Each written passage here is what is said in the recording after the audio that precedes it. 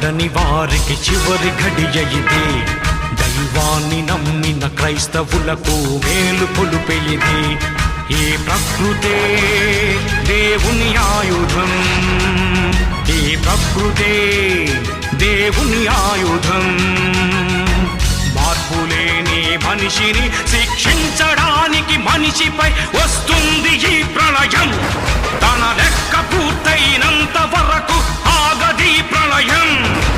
మార్పు పొందు ఈ దినం, లేకపోతే తుది దినం.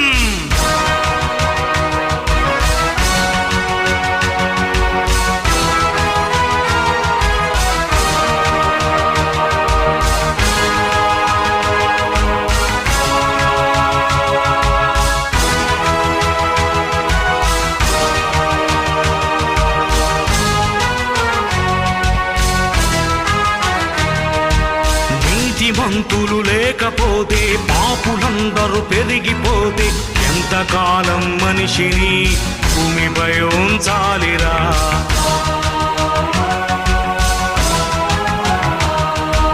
మనిషి కోసం పరితపించే దేవుడిని ప్రక్కనే పెడితా, మనిషిని ఈ భూమిపై ఎందుకు ఉంచాలిరా?